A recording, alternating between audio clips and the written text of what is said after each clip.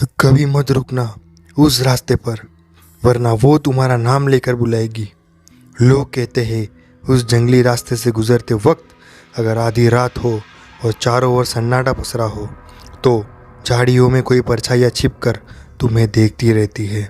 पहले हल्की सरसराहट, फिर धीमी फुसफुसाहट और अचानक तुम्हारे कानों में कोई आवाज़ जो तुम्हारा नाम लेकर बुलाए। उस वक्त अगर तुमने पलट कर देखा तो फिर कभी घर वापस नहीं लौट सकोगे।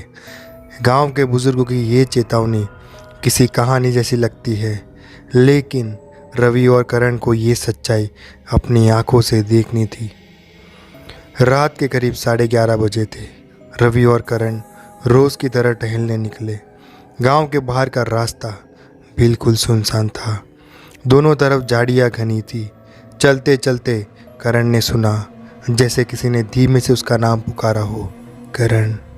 वो रुक गया। रवि ने कहा, क्या हुआ? करण ने जवाब दिया, तुझे सुनाई नहीं दिया? किसी ने मेरा नाम लिया। रवि ने हंसते हुए कहा, तू पगला गया है, चल। लेकिन तभी वहीं आवाज़ और साफ गूंजी और इस बार दोनों ने सुना, करण रुक जा। दोनों के कदम ठिठक गए थे। सन्नाटा जब बोलता है तो उसकी आवाज़ कानों से नहीं रूह से सुनाई देती है। उस रात भी कुछ ऐसा ही हुआ। हवा थम गई, पत्तियां हिलनी बंद हो गई और चारों ओर मौत जैसा सन्नाटा छा गया। तभी झाड़ियों से निकलने की एकदम करारी आवाज़ आई, इतनी भारी और डरावनी की लगता था जैसे किसी कब्र से कोई बोल रहा हो। आवाज़ में अजीब खिंचाव था, जैसे कोई छिपा हुआ साया अपनी ओर खींच रहा हो। लोग कहते हैं इस आवाज़ का पीछा करने वाले कभी वापस नहीं लौटे, लेकिन रवि और करण ने उस रात ये गलती कर दी। दोनों जड़ों पर नज़रें गड़ाए हुए खड़े थे। टॉर्च की रोशनी इधर उधर दौड़ाई, लेकिन वहाँ कुछ भी नहीं दिखा। देखा कुछ नहीं है, रवि बोला, लेकिन करण काँप रही आवाज़ में बोला, नहीं, मैंने सुना है, किसी ने मेरा नाम लिया है। अचानक हवा का झोंका आया और टॉर्च की रोशनी बुझ सी गई। चारों तरफ अंधेरा छा गया और फिर झाड़ियों में से किसी ने ज़ोर से फुसफुसाया, पीछे मत देखना। दोनों के दिल की धड़कनें तेज़ हो गई। रवि ने करण का हाथ पकड़ा, चल भाग यहाँ से, लेकिन उनके पैर ज़मीन में से जैसे जड़ गए हो। डर की सबसे बड़ी ताकत ये है कि वो इंसान को बांध देता है। भागना चाहता है मगर शरीर मानो पत्थर बन जाता है। उस वक्त दिल दिमाग को चिल्लाकर कह रहा था कि पीछे मत देखो, लेकिन इंसान का स्वभाव अजीब है। जो जितना मना किया जाए वो उतना ही करने को मजबूर हो जाता है। झाड़ियों में छिपी आवाज़ बार बार वहीं कह रही थी, पीछे मत देखना।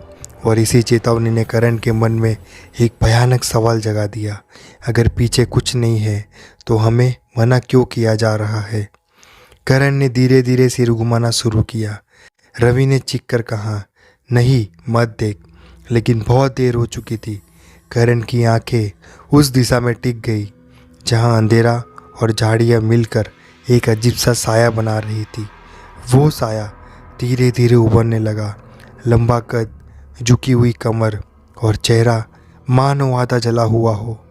उसकी आंखें लाल और अंगारों जैसी चमक रही थी। करण की सांस अटक गई।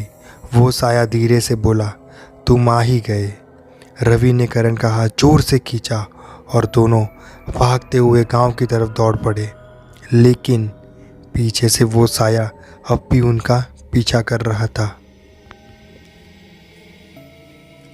कभी कभी भागना ही सबसे बड़ा अपराध बन जाता है, क्योंकि कुछ परछाइयाँ इंसान के कदमों का पीछा नहीं करती, बल्कि उसकी परछाई में समा जाती है। रवि और करण जितना तेज़ दौड़ते, उन्हें लगता कोई उनके पीछे उतनी ही तेज़ी से आ रहा है, लेकिन असली डर तब लगा जब उन्हें एहसास हुआ कि ये सिर्फ पीछा नहीं था, बल्कि किसी की सांसें उनकी गर्दनों के बिल्कुल पीछे महसूस हो रही थी। वो दानवी साया उनकी रफ्तार से ज़्यादा उनकी रूह पर काबिज हो चुका था और अब उसके पंजे किसी भी पल उनकी पीठ में दस सकते थे। गांव का मोड़ सामने था, लेकिन दूरी उन्हें मीलों जैसी लग रही थी। रवि हाँफते हुए बोला, तेज भाग, बस थोड़ा और। करण रोने लगा, वो हमारे बहुत ही पास है। अचानक करण ठोकर खाकर गिर पड़ा। उसकी चीख सुनकर रवि पीछे मुड़ा और उसने देखा वो साया करण के ठीक पीछे झुक कर खड़ा है। उसका आधा हाथ जला हुआ चेहरा इतनी जंजिक था कि उसकी जलने की गंध तक महसूस हो रही थी। रवि ने पूरी ताकत से करण को खींचा और दोनों फिर से दौड़ पड़े, लेकिन तभी गांव की सीमा पर आते ही वो साया अचानक गायब हो गया, मानो कोई अदृश्य दीवार उसे रोक रही हो। जिस रास्ते से मौत लौट आए, समझ लो वहाँ ज़रूर कोई राज छुपा है। गांव की सीमा पर पहुंचते ही वो खौफनाक साया जैसे किसी अदृश्य दीवार से टकरा कर रुक गया हो। उसकी लाल आंखें अब भी अंधेरे में चमक रही थी, लेकिन वो अंदर कदम नहीं रख पा रहा था। ये देखकर दोनों को थोड़ी राहत मिली, मगर डर वहीं ख़त्म नहीं हुआ, क्योंकि उस साये की आंखें कह रही थी, आज नहीं लेकिन फिर आऊँगा। कहते हैं पूरी आत्माएं हमेशा अपनी सीमाओं से बंधी होती है, मगर वो इंतज़ार करना जानती है, और इंतज़ार सबसे बड़ा हथियार है। दोनों लड़खड़ाते हुए घर पहुँचे और दरवाज़ा बंद कर लिया। उनके सीने हाँफ रहे थे, चेहरों पर पसीना टपक रहा था। करण बोला, ये क्या था? रवि कुछ नहीं बोला, बस खिड़की से बाहर झांकता रहा। दूर अंधेरे में वो साया अब भी खड़ा था। उसकी आंखें लाल अंगारों की तरह चमक रही थी, जैसे कह रही हो, मैं यहीं हूँ। रात भर दोनों नींद नहीं ले सके। सुबह जब गांव वालों को बताया तो बुजुर्गों ने चुप्पी साध ली। आखिरकार एक बूढ़ा आदमी बोला, तुमने गलती कर दी बेटा, झाड़ियों की चुड़ैल को जगा दिया है। गांव की हर दास्तान में कुछ न कुछ सच छुपा होता है, और सच हमेशा उतना ही खौफनाक होता है जितना उसका राज। उस बूढ़े आदमी की आंखों में डर साफ झलक रहा था। उसने कहा, ये गांव उस झाड़ियों की चुड़ैल से ही बचा हुआ है।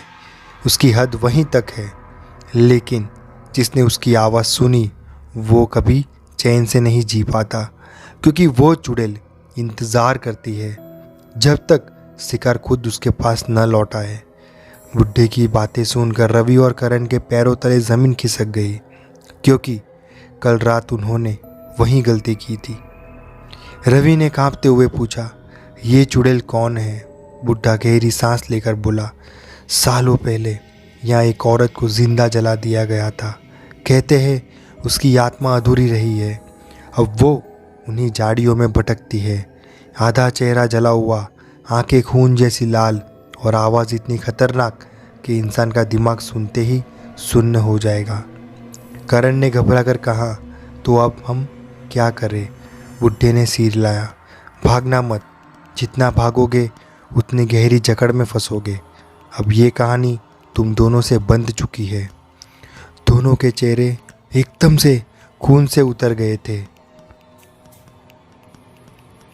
डर का सबसे खतरनाक सच ये है कि वो सिर्फ बाहर नहीं, अंदर भी घर कर लेता है। जब दिमाग में वही आवाज़ गूंजने लगे जिसे भूलना चाहते हो, तो समझो तुम पहले ही उसकी जाल में फंस चुके हो। करण को अब तक हर वक्त वही फुसफुसाहट सुनाई देती थी, पीछे मत देखना। कभी खिड़की पर, कभी आंगन में, कभी ठीक उसके कान के पास। लोग कहते हैं कि चुड़ैल अपने शिकार के जहन में घर कर लेती है, और जब वो सपना और हकीकत में फ़र्क करना छोड़ दे, तब चुड़ैल अपनी अगली चाल चलती है। रात को करण की नींद में अचानक चीख पड़ा। रवि दौड़ कर आया। क्या हुआ? करण कांपते हुए बोला, वो खिड़की पर है। उसका चेहरा जल रहा था। रवि ने बाहर देखा, लेकिन वहाँ कुछ भी नहीं था। सुबह होते ही करण और भी चुपचाप रहने लगा। उसका चेहरा पीला पड़ चुका था, आंखों के नीचे गहरे काले धब्बे थे। रवि को लगने लगा कि शायद वो धीरे धीरे पागल हो रहा है। लेकिन जब उसी शाम रवि ने खुद अपनी खिड़की पर वही लाल आंखें देखी, तो उसे समझ आ गया कि करण झूठ नहीं बोल रहा है। कभी कभी डर इतना हकीकत हो जाता है दोस्तों कि इंसान का दिमाग उसे सपना समझने की कोशिश करता है, मगर असली खौफ वहीं से शुरू होता है जब सपना और हकीकत की रेखा मिट जाती है। रवि ने साफ देखा था खिड़की के उस पार आधा जला चेहरा, लंबा काला साया और लाल आंखें, लेकिन पलक झपकते ही सब गायब। यही चुड़ैल का खेल था। वो सामने आकर डराती नहीं, बल्कि धीरे धीरे शिकार की सोच को निगल जाती है, और जब दिमाग डर के बोझ से टूटने लगे तभी असली हमला होता है। रवि ने करण से कहा, तू सही था, मैंने भी देखा उसे। करण बोला, अब तुझे यकीन हुआ? रवि चुप रहा। दोनों ने तय किया कि गांव के पुजारी से मदद ली जाए। पुजारी ने उनका हाल सुना और गंभीर चेहरा बनाकर कहा, तुम दोनों पर उसकी छाया पड़ चुकी है, अब बचना आसान नहीं होगा, लेकिन एक उपाय है।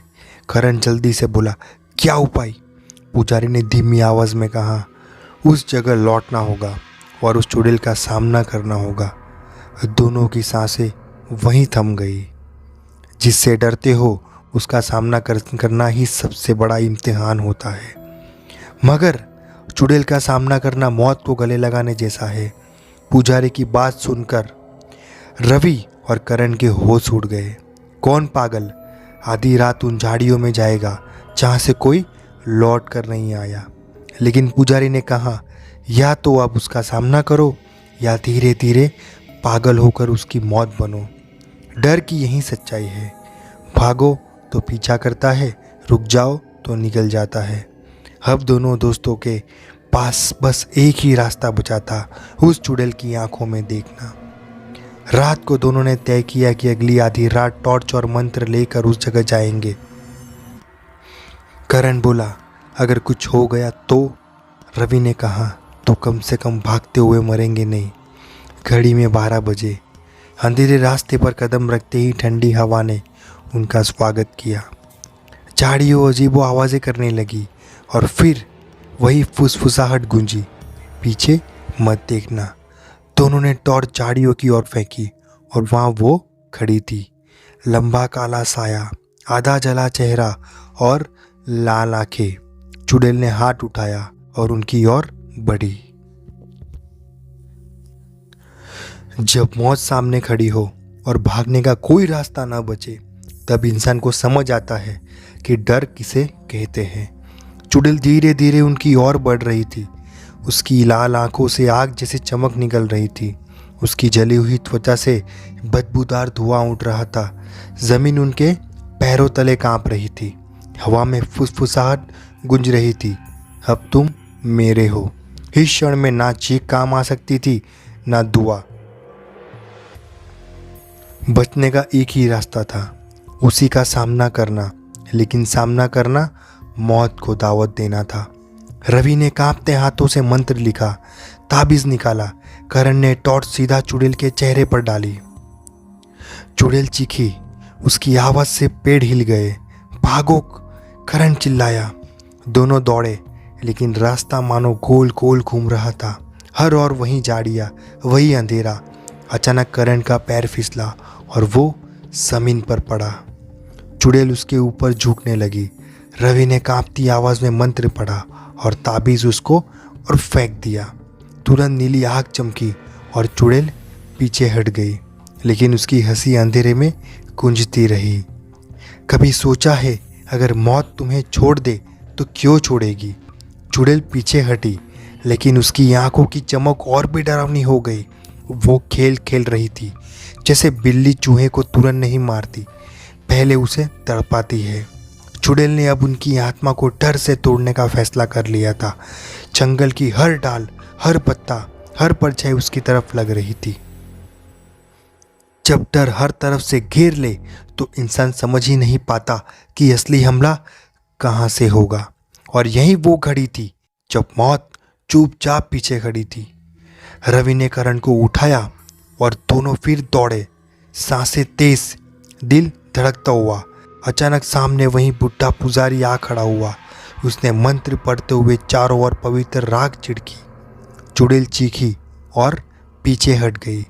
जल्दी मेरे पीछे आओ, पुजारी चिल्लाया। दोनों लड़खड़ाते हुए उसके पीछे हो लिए। वो उन्हें लेकर एक पुराने मंदिर तक पहुंचा। मंदिर की चौखट पर कदम रखते ही अंधेरा मानो टूट गया हो। चुड़ैल दरवाजे के बाहर खड़ी रहेगी, उसकी लाल आंखें मंदिर की रोशनी में बुझ सी गई हो। लेकिन जाते जाते उसने फुसफुसाया, ये खत्म नहीं हुआ है। कभी कभी जीत सिर्फ थोड़ी देर की होती है दोस्तों। पुजारी ने उन्हें मंदिर की शरण में लाकर बचा तो लिया, लेकिन चुड़ैल की आंखों में जो बदला था वो खत्म नहीं हुआ। उसने वादा किया था, ये खत्म नहीं हुआ। मौत का सबसे डरावना रूप वही है जो अधूरा रह जाए। जब रूह अपनी पीड़ा से मुक्त नहीं हो पाती तो उसका बदला पीढ़ियों तक चला जाता है। रवि और करण ने सोचा कि वह बच गए, मगर दरअसल ये तो बस अगली लड़ाई की तैयारी थी। असली कहानी अब शुरू होने वाली थी। पुजारी ने मंदिर में दीपक जलाए और कहा, तुम दोनों अब उसके निशाने पर हो। उसकी आत्मा अधूरी है और तब तक चैन नहीं पाएगी जब तक अपना बदला पूरा ना कर ले। करण कांपते हुए बोला, अब क्या होगा? पुजारी ने आंखें बंद कर कहा, अगली अमावस्या को उसकी शक्ति सबसे प्रबल होगी। उस रात हमें उसका अंत करना ही होगा। रवि ने दांत बीचे, तो हम तैयार रहेंगे। मंदिर की घंटियां गूंज रही थी, लेकिन उसी समय बाहर हवाएं तेज हुई और झाड़ियों से वही फुसफुसाहट आई, मैं लौटूंगी। डर का सबसे खतरनाक रूप वही होता है जब वो वक्त से बंधा हो। पुजारी ने साफ कहा था कि अगली अमावस्या ही आखिरी मौका है, लेकिन हर बीतते दिन के साथ रवि और करण पर अजीब सायों का साया बढ़ता जा रहा था। रात को खिड़कियों पर खरोचों की आवाज़ें आती, कभी आईने में किसी और चेहरे की झलक दिखती तो कभी अंधेरे में किसी औरत की और हंसी गूंज जाती। ये सब चुड़ैल के खेल थे, वो उनकी हिम्मत तोड़ रही थी। असली हमला अभी बाकी था और वक्त धीरे धीरे खत्म हो रहा था। रवि और करण अब मंदिर में ही रहते थे। पुजारी ने उन्हें मंत्र और यज्ञ की तैयारी सिखाई, लेकिन रात होते ही डरावनी घटनाएं बढ़ जाती। एक रात करण नींद में चलकर मंदिर के बाहर चला गया। रवि ने देखा तो उसका चेहरा पीला पड़ गया। करण की आंखें लाल थी और वो फुसफुसा रहा था, वो मुझे बुला रही है। रवि ने जोर से उसका हाथ पकड़ा और मंत्र पढ़ा। करण अचानक ज़मीन पर गिर पड़ा। पुजारी ने कहा, उसने तुम्हारे दोस्त को अपने वश में करना शुरू कर दिया है। अब ये सिर्फ जंग नहीं बल्कि वक्त से दौड़ थी। अमावस्या की रात हवा में मौत की गंध थी। आसमान काला था और चारों तरफ सन्नाटा। मंदिर के आंगन में हवन कुंड जल रहा था। पुजारी मंत्र पढ़ रहा था। रवि और करण उसके साथ बैठे थे। अचानक झाड़ियाँ हिलने लगी, सन्नाटे को तोड़ते हुई चीख गूंजी और वो आ गई। चुड़ैल, उसका आधा जला हुआ चेहरा अब और भी डरावना था। उसकी लाल आंखें, खून टपक रहा था। ये उसकी ताकत का चरम था।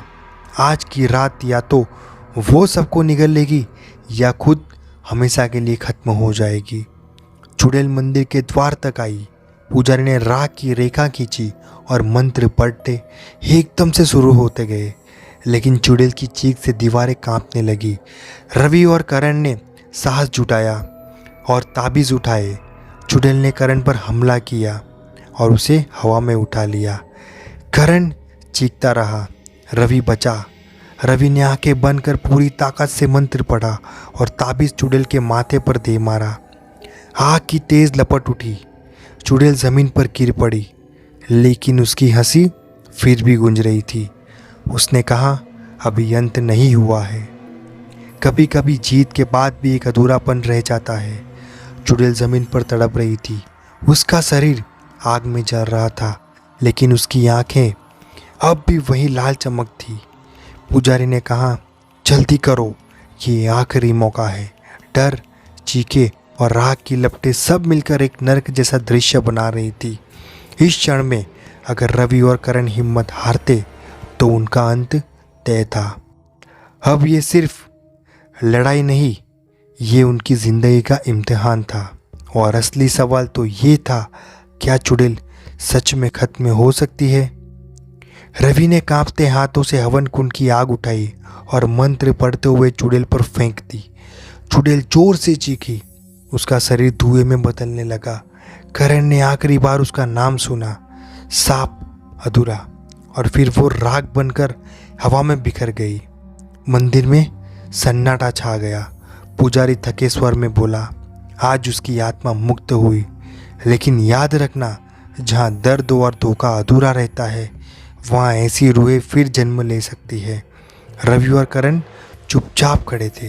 हवा अब शांत थी, लेकिन झाड़ियों से फिर वही सरसराहट आई, जैसे कोई अब भी देख रहा हो। रात का वह खंडर अब पूरी तरह वीरान लग रहा था।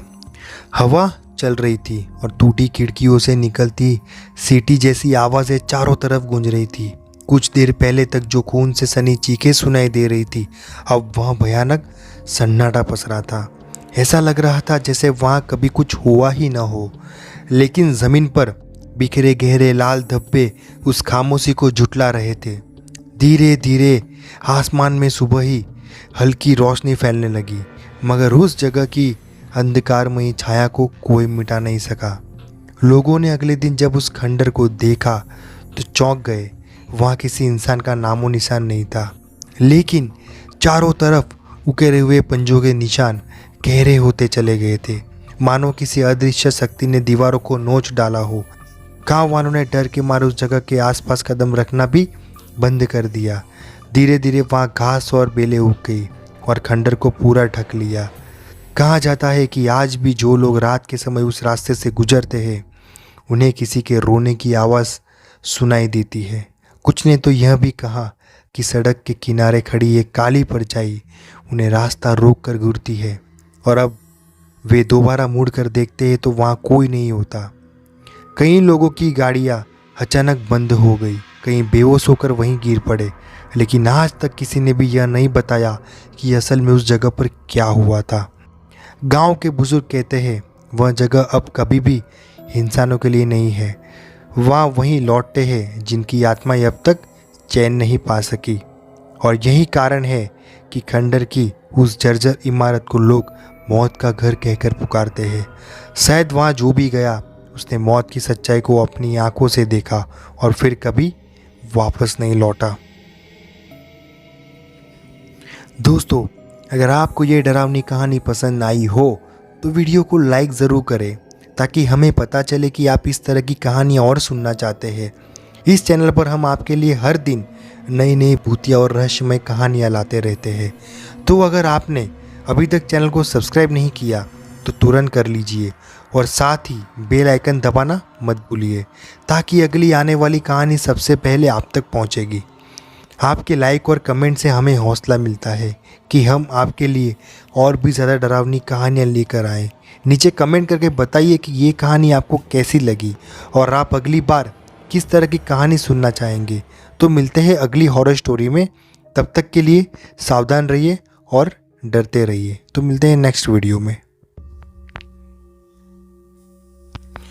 और दोस्तों रुको, मैं आपको एक बात और कहना चाहता हूँ। अगर आप हमारी हॉरर फैमिली का हिस्सा बनना चाहते हैं तो इस चैनल को सब्सक्राइब करके हमारे साथ जुड़े रहिए। दोस्तों, यहाँ आपको सिर्फ कहानियाँ ही नहीं, बल्कि डर और रहस्य की एक ऐसी दुनिया मिलेगी जिसे सुनकर आपकी रूह कांप उठेगी। हर वीडियो में हम आपके लिए एक नई दास्तान लेकर आते हैं, कभी भूतिया हवेली की, कभी शापित आत्माओं की, और कभी उन अनसुलझे किस्सों की जिन्हें सुनने की हिम्मत सबके पास नहीं होती। आपकी शेयर करने से ये डर और भी लोगों तक पहुंचेगा और हम इस सफ़र को और बड़ा बना पाएंगे। तो देर किस बात की दोस्तों, अभी अपने दोस्तों और परिवार के साथ ये कहानी शेयर कीजिए और बताइए कि क्या वो भी इतना हिम्मत रखते हैं इसे सुनने की। तो दोस्तों, अगली बार एक और डरावनी कहानी के साथ फिर मिलेंगे। तब तक सावधान रहिए और डरते रहिए। इसके बाद कोई बात नहीं होगी। तो मिलते हैं नेक्स्ट वीडियो में।